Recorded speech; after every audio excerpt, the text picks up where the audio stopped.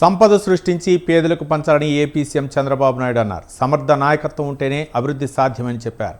సచివాలయంలో సీఎం అధ్యక్షతన మంత్రులు, వివిధ శాఖల కార్యదర్శుల సమావేశం జరిగింది. ఈ సందర్భంగా పలు అంశాలపై అధికారులకు సీఎం చంద్రబాబు నాయుడు దిశానిర్దేశం చేశారు. గత 5 ఏళ్ల విధ్వంసంతో చాలా వెనుకబడిపోయామన్నారు. అధికారులు వేగం పెంచాలని, ఫైల్స్ త్వరగా క్లియరెన్స్ చేయాలని సూచించారు. స్వర్ణాంధ్ర 2047 ద్వారా లక్ష్యాలను నిర్దేశించుకున్నామని చెప్పారు.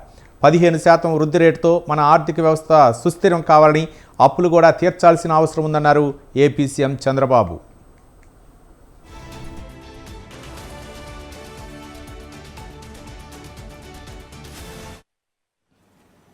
మాటలు చెప్పే వాళ్ళందరూ చరిత్రలో కనుమరుగైపోయే పరిస్థితికి వచ్చారు.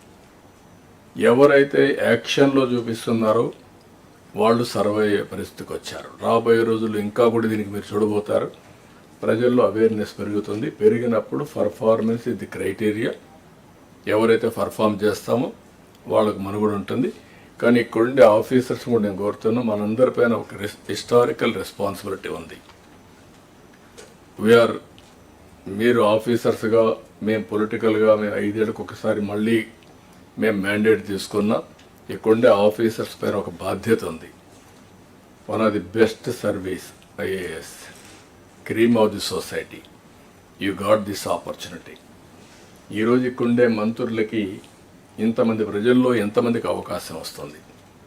ఇక్కడుండే ఆఫీసర్లకి ఈ స్థాయిలో రావడానికి ఎంతమంది ఆఫీసర్లో మీరు ఈ స్థాయికి వస్తారు? ఈ 2 విషయాలు మనం గుర్తుపెట్టుకోవాల్సిన అవసరం ఉంది.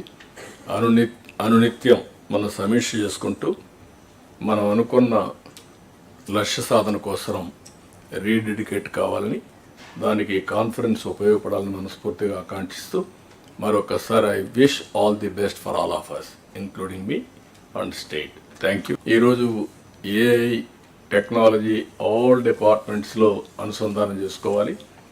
95లో ఐటీ మాట్లాడాం.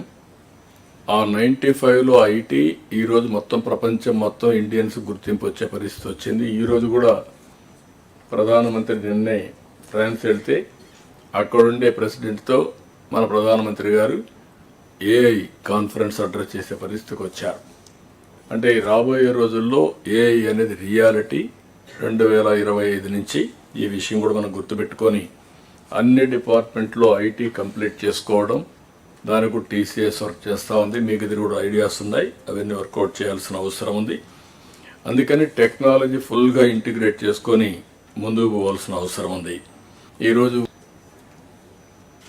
కొండే వాళ్ళందరూ ministers are all policy makers. అదే మరి secretaries or senior secretaries only 28 we called. Head of the departments వస్తే all secretaries are depending on head of the departments. You are not applying your minds, we are borrowing other minds. So I wanted to avoid that. అందుకే అందరూ కూడా ఆలోచిస్తే అక్కడి నుంచి leadership provide చేయడంలో మెరుగైన leadership ఇవ్వగలుగుతాం. ఎప్పుడైనా సరే మనం వేరే వాళ్ళపైన ఆధారపడినప్పుడు మన ఆలోచనలు తగ్గుతాయి. వీళ్ళంతా రొటీన్ అడ్మినిస్ట్రేషన్లో పడే పరిస్థితి వస్తుంది. అందుకే ఈ brain storming session, I can say it is a brain storming session and reorienting hour cells. ఏం చేయబోతాం క్లారిటీ రావడానికి సమావేశం పెట్టుకున్నాం. 8 నెలలుగా ఎగ్జాక్ట్గా నేను ఎవ్రీ అవర్ క్యాలిక్యులేట్ చేసుకుంటున్నాను. బై టుమారో 12వ తారీఖు నేను ప్రమాణ స్వీకారం చేసి 8 months అవుతుంది. ఇన్ని ఛాలెంజెస్ ఎప్పుడూ రాలేదు.